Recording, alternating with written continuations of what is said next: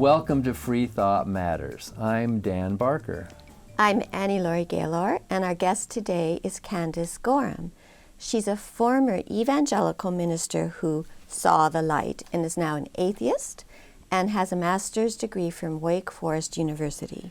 Candace Gorham is a researcher, a teacher, she's a credentialed counselor, and she's the founder of the Ebony Exodus Project, and she has a book by the same name. It's called The Ebony Exodus Project: Why Some Black Women Are Walking Out on Religion and Others Should Too. So welcome to Free Thought Matters, Candace. Thank you for having me. So you have a very extraordinary story. Do you want to tell us something about how you were brought up and why you gave up religion? I was actually initially raised a Jehovah's Witness. My dad was a Jehovah's Witness. But when my parents separated, I think I was about like 9 or 10 years old, my mom was never really into it. And so when they separated, she didn't continue to make us go. But me being the super serious, little kid that I was, I decided to continue to go and participate. And so we had this family that would come and they would pick me up and they would do home study and stuff like that with me. Did you knock on doors? I did knock on doors. Wow. I did all that too. Wow. And so I continued to do that for a long time, and it was funny because my friends and stuff would laugh at me. I mean, I'm in the 4th, 5th grade, and they would laugh at me and be like, "Why in the world are you spending your Saturdays, doing this Jehovah's Witness stuff?" So I did that for a little while, and then when I got into middle school, I started going to the family church. Well, like what was my dad's family church, what he was raised in, which was United Methodist Church. I started going there with one of his sisters, one of my aunts. And I got confirmed in the Methodist church, and I sang in the choir and did all that for a long time. And that was a pretty cool time because I got closer with, my family members, cousins and stuff like that. That wasn't really too stressful time of my life. But then, of course, I got to high school and got a job and a car and a boyfriend and did all that stuff that you do. So I fell out of church. But then by the time I turned 18 and I was getting ready to go off to college, I joined up with a ministry that was one of the more extreme, fasting, praying, casting out demons type stuff. Well, that was me, so I know exactly what you're talking about. Exactly. You didn't cast out too many demons. Well, we were involved in a few of those, yeah. We would call them the spirits, You have a spirit of envy or a spirit of, all that stuff. So is this a Pentecostal or charismatic, or what would you have called it? It was non-denominational, but it was all of that stuff. There were times that the pastor, he kind of went through phases, and sometimes he'd be very conservative, and sometimes, he was all over the place, but the ideas of, demonic influence, casting out demons, the fruits of the Spirit, the gifts of the Spirit. Speaking in tongues. Speaking in tongues. So did you do that? I did, yeah. Spoke in tongues, cast out. I was a prophetess, I was prophesying and all that stuff. Healing, laying on hands. I did all that stuff. Do you still have the gift of prophecy? I can. What you want me to tell you? What's going to happen in the next election in November? Well, I have to spend some time praying about it, and I have to fast. And I have to do all that because that's a big thing you want me to give you some information about. So I did that for a long time, and that was one of the more traumatic religious experiences. I would think so. Yeah. Was there a lot of guilt tripping and shaming, or what kept you going there? Yes, yeah, the guilt trip, the shaming, all of that was because, like I said, it was all demons, right? If something was not going good in my life, see, Candace, you shouldn't have watched that movie last night. You need to cast that demon off of you. And I suppose your Jehovah's Witness background would have made you susceptible to that because they think there's demons on earth now, right? Well, yes and no. There's actually a lot of kind of would bump heads. Like the Jehovah's Witnesses sort of look at that stuff and say, okay, you're going too far. It's too extreme. Like the speaking in tongues and stuff like that. They say, you know, that was for that time, and that those gifts and those fruit of the Spirit, like God doesn't need those to operate on earth right now. So there actually is a lot of difference But there. then you became an ordained minister then, Right. right? Yep. In the Methodist? No, in the extreme non-denominational thing. Yeah, so I was doing street evangelism. Like I said, I was eldress of the ministry, right? Even though you were very young. Even though I was, 20, 21, 22 years old, exactly. But, maturity it had to do with the gifts and God, and, it didn't have anything to do with age. Out of the mouth of the children comes the go. wisdom. Yeah. Exactly. And so that church closed, and I ended up going to a mega church, which initially was like, oh, this is just a breath of fresh air. It was great. It just felt more freeing, because we had come to, my husband and I at the time, we had come to see that ministry as very oppressive. And we were starting to even fall out and question it even before it closed. And so when we found this more mega church, more, modern, it was like, oh, this is great.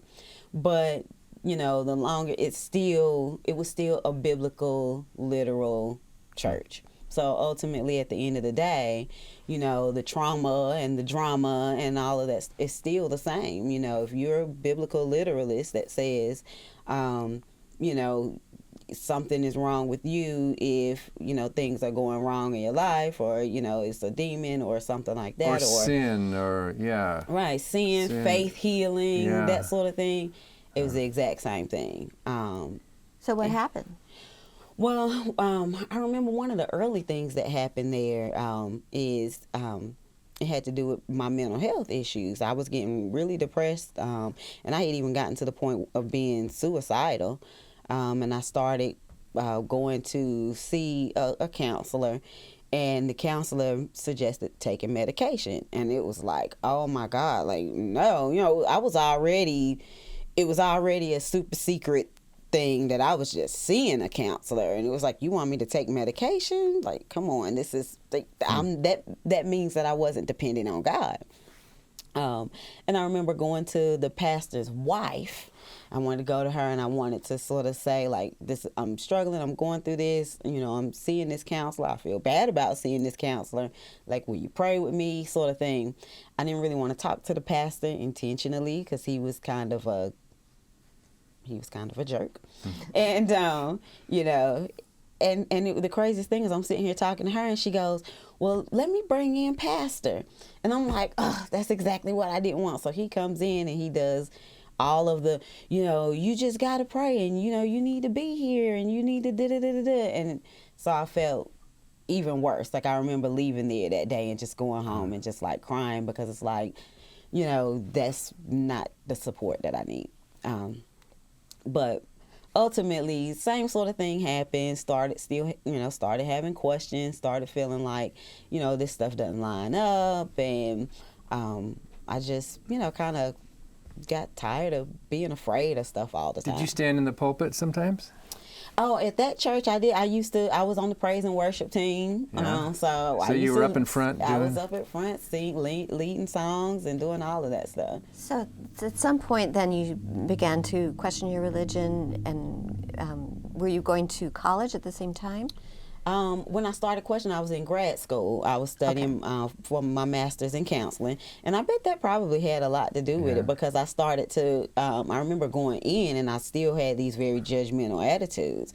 And I remember I started to have to change, like, if I'm going to sit here with somebody, I can't sit and do therapy with you, and I'm sitting here saying that everything that's wrong with you is sin, So I started having to really change the way I viewed people, and I think that did have influence on just changing in the way I was thinking in every way. Well, you saw the light, and you were finally free. If you're like me, the feeling of freedom when you get rid of all that nonsense, it's just like, It was great, because the fear of hell was such a big driving force for me, that, like the demons and all of that stuff. And so when I finally let that superstitious stuff go, and it was like, you don't have to be afraid of a demon. Like, the ground is not going to crack open and you're going to slide into it and slide into hell. Like, that was like, I really had like images of stuff like that. Like, hellhounds would come out of hell and grab your children and drag them down to hell. Like, terrible It's images. like child abuse. You tell that to kids, it's like abusing them, scaring them. Psychological abuse. Yes, yes. So did you become a non-believer in grad school, or what was the loss of faith story? No, well, in grad school, I just sort of did the like, I'm still a Christian, like I still believe in God, but I'm just not doing the organized stuff, you know. And so I went through sort of the typical, you know, progression and phase that a lot of people go through of sort of coming out, pulling out, you know, I'm still a Christian, but I just don't go, oh, well, I'm spiritual, you know, but I'm just this. And then, you know, well, who knows? So I'm not an atheist, but who knows? I'm just stopping at agnostic. And then after a while, it became, you know what? I'm just living my life like there's no God, and God obviously doesn't seem to care to reveal himself to me, so I'm just going to go ahead and say I'm an atheist. And obviously the agnostic part is, I know I can't know, so, but I'm going both. with yeah. And so that, it just kind of came to a head. I just remember one day being in my house, it was just like, come on, just let it all go. Wow. So Candace, what is the Exodus Project? The Ebony Exodus Project. So the Ebony Exodus Project, it came from my struggle with mental health. And then in grad school, sort of the theme of all my research throughout my grad program was mental health in Black women specifically. And so, you know, once I, you know, came out, I started, you know, connecting. Well, even in grad school, I was connecting religiosity with mental health. Like, that's where a lot of my research was geared. And so, I guess once I got out and I started to know, you know, understand the value or the impact of that religiosity and that on them, I started to think, man, I wonder how many other Black women have these same sort of things. And so on Facebook, I just started reaching out to other women to try to collect their stories. And so in my first book, that's pretty much what I did, is a collection of interviews of women and their stories of their deconversion process, and, you know, a lot of the traumas and personal struggles that they went through. So how many are there? How many do you think in the church are women who are where you were? You mean like maybe still in the church right now, but struggling? And they're not admitting it, maybe. I mean, I think of the vast majority are. I mean, the research says that, you know, upwards of, you know, 80% of Black women are going to struggle with, you know, mental health of some sort, you know. And you think a lot of it stems from religion. And how so? Well, no, I'm sorry, I said that wrong. I'm sorry. That, you know, 80% or more of Black women would consider themselves like very religious, and then I think the research is somewhere in the range of, you know, it's still well above average, like over 50% of like Black women struggling with mental health. So it's like, so what's the connection between the religion and the mental health issues? I think it's a lot of that fear, the shame, all of that stuff that you're going through. You know, there's this constant pressure to, you know, be the provider, to take care of people, and at the same time be perfect. So some of this is sexism, maybe, that, you know, you're serving the church, you're serving your family. Submission is a big message, right? The submission and be submissive, but at the same time, you know, she's got to be, you know, the strong matriarch of the family, you know, but then you still got to be submissive, and that's a struggle, frustration. I think it's just such a perfect storm of these ridiculously high expectations and the stress that, you know, that we go through just, you know, in our community. So your culture. project is helping other women make that escape that you made then? Yeah, sort of like, you know, explore, question why you believe what you believe, and then know that you're not the only one, you know, listen to these other stories and see what's going on in the, you know, with other Black women. How many women contributed to the Ebony Exodus Project to the book? So I actually interviewed something like 25 or 26 people, and then 10 stories made it into the book. So, am I missing a new book? Did you say you have another book? I'm working on a new book. I'm working on a new book. Well, so I just came out. I contributed an essay to an anthology. It's called Guilt, Shame, and Psychological Pain. It's my essay. Was that Karen Garst's thing? Yeah, it's in the anthology Women versus Religion. Yeah. And so that's my essay is in there. And actually, I'm at the Free Thought Festival today. I'm giving my talk on that. Guilt, shame, and psychological pain, specifically in terms of like women, how that impacts women. So that's happening. That has happened. But I am working on a second book, and it's still it's gonna sort of expand the look. With the first book, right? I looked at Black women and the impact of the church. So this time I'm kind of expanding it and looking at Black families and the impact of religion. So when you were ordained, your whole career was never based on being a minister, is that right? Right. You didn't have the caught in the pulpit experience. No. But you must have had a lot of response from the congregation, friends, colleagues, your family members. What happened when you left the church?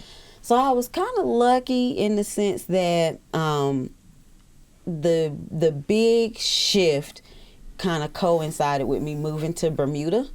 So I was completely away from everybody anyway. You were in North Carolina? Yeah, I was in North Carolina as a minister, and then as I moved to Bermuda, I got a teaching job in Bermuda.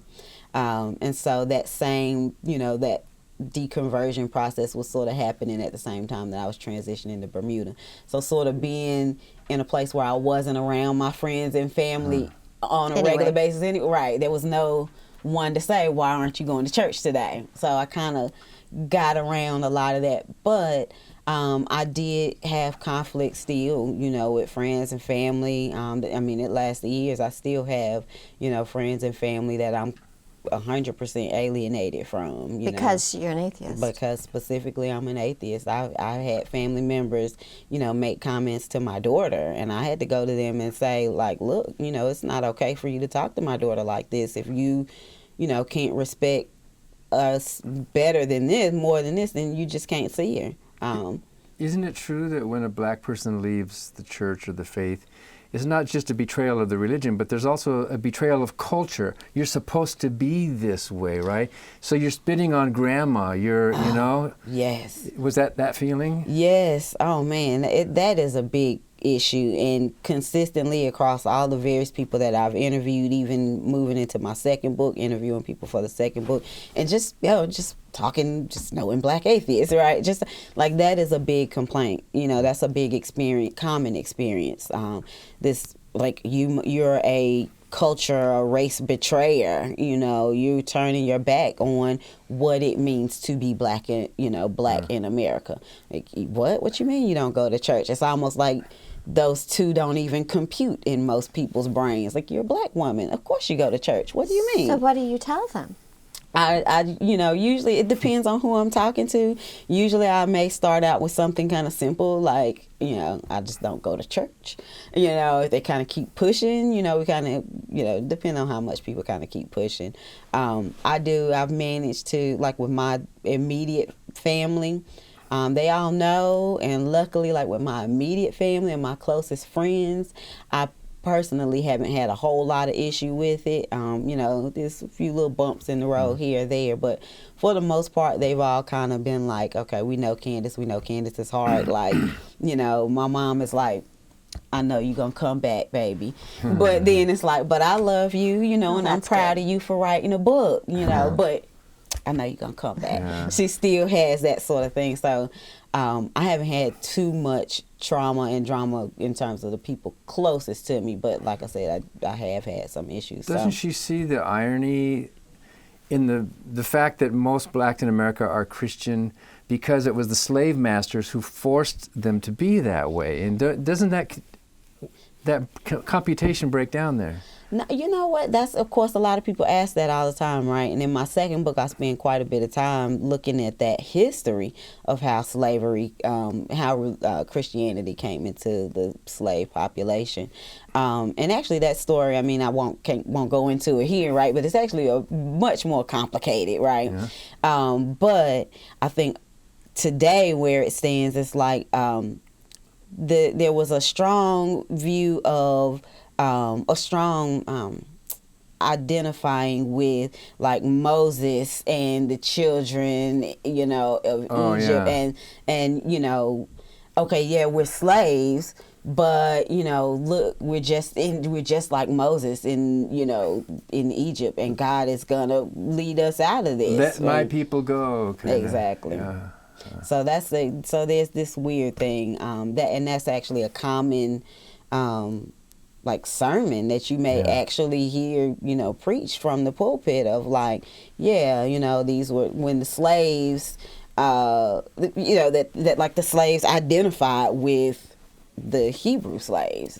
So I've heard that. Well, if you're oppressed and everybody in your culture is using that book, you would go to that book to find something that you can use as a weapon to promote yourself or to promote civil liberties. Mm-hmm. But that would be one of the few Bible verses that there really is, one of the few stories in the Bible, because the Bible promotes slavery. But it wasn't even true. I mean, they were never enslaved in Egypt in the first place. But right. But it gave hope. Yeah, exactly. So talking a little bit more about the guilt and shame, the new book that you're working on, what advice do you give to, is it also working with women? What advice are you giving women about this? So at the very end of the essay, I give two very specific bits of advice, and I say, you know, it's seek mental health support and self-education. You know, if you've been traumatized, in my essay, I talk about the DSM, that's the mental health diagnostic manual for PTSD, and I literally, it's like 27 criteria, and I break down how I had every single one of all 27 of those characteristics during my time as a Christian. And so, you know, I make the point that, like, it's almost impossible to come out of a really conservative, biblical, literalist type environment without some level of PTSD. And so it's like, you're going to need time to work on that in mental health. You lose your identity of self. You know, you lose who you are as a person, because as a woman, you're not a woman. You know, you're not yourself. You're your husband's wife. You know, you're your child's mother. You're you're God's servant. You're not an individual. So there's a lot of work that has to happen when you come out of that stuff and you really want to be free from that trauma. So that's any color believer woman in the church, you know? Exactly. Yes. My essay, the essay that I'm building off of, it's not specific to race. It's just specific to it's women. So you have a 14-year-old daughter? I do. And how are you raising her? Oh man, she is a fireball. I call her. When I talk about her on Facebook, I refer to her as the tiger. She is. I'm just raising her to be, you know, completely independent, free thinker. You can do, say, whatever. I mean, you know, within respectfully, right? But there are no limits on you. She started 9th grade. She started high school this year, and I remember telling her. Her school is 60%, about 65% white. And I remember telling her on the first day of school, I said, when you walk into that building, you own that building. Every room that you walk into, you walk into that room as if you own that room. You're the smartest person in that room when you walk in that room. And so for like 2 weeks, every day was just like, did you, and I would literally ask her when she would come home, I would say, did you own the building today? I would say, what did you do today that was tiger-like? And it got to the point where she started coming back with stories of things that she did. Well, she owns it because your taxes are paying for it too. Well, so, exactly. yeah. But I took her to the Women's March in D.C. You know, I got Really? signs of us, you know. Wow. We almost got arrested. We didn't almost get arrested. But we ran up on the steps of the Supreme Court, and we had like one of our little like, you know, bring down white supremacy, and she had like a Black Women Matter sign or something. And of course, a cop is like, you can't be on the steps of the Supreme. So we're like, I got a picture of us like literally like running down the steps. And I'm like, oh my gosh, my child. She is a fireball, man. Without religion, without prayer, without faith, Yes. without submission, just a free human being. Huh? Right. Wow. And she owns it too. So you have a kindred non-spirit in your house. There we go. So So Candace, like me, you've been involved in the Clergy Project, and part of the Clergy Project is to help some of these ministers who are struggling with mental issues getting out of the ministry. Mm-hmm. So I'm a member of the Clergy Project, and then I'm also a member of sort of a connected initiative, the Therapist Project. And so that's specifically where people can go online and they can search for therapists who, a lot of us are atheists, but they don't necessarily have to be. They just have to commit to providing therapy that's completely secular, and you promise you won't bring in religious stuff into your therapy. And so that's been very interesting, a lot of fun, because people can reach out to you online. I did therapy by Skype with a lady in Texas. I mean, this was a minister. No, in this case, this was just somebody who just leaving reached the out church. on Well, I know some of the clergy even need marriage counseling because one of them leaves, but the pastor's wife is still. And so, what happens to their marriage and their family? And to their credit, many of them do seek that counseling, but they want it to be a secular counselor, not a pastor. Right. And a lot of the pastors that I know who have, that I know personally who have left the ministry, their marriages almost always come to an end. Like I think maybe I've heard of one instance where somebody left the ministry and their spouse Went with them. But the vast majority of them, their marriages breaks failed, up. and it was a traumatic experience. Like they ended up needing a lot of therapy because, And all of obviously it. needing it from a non-judgmental source. Of course. Right, yeah. Well, Candace, I think we're almost out of time. I admire everything you're doing, and thank you so much for joining us on Free Thought Matters. Thank you for having me. I'm so happy to be here. And thank you for watching Free Thought Matters. Because free thought matters.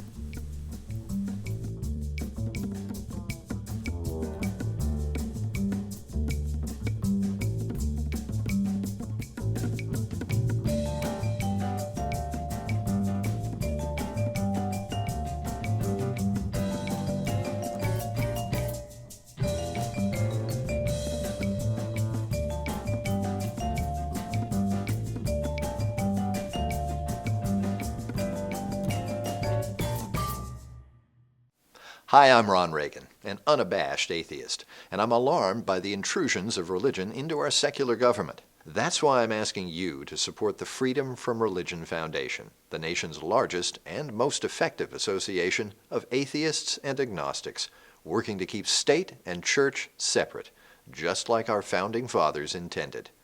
Please support the Freedom from Religion Foundation. Ron Reagan, lifelong atheist, not afraid of burning in hell.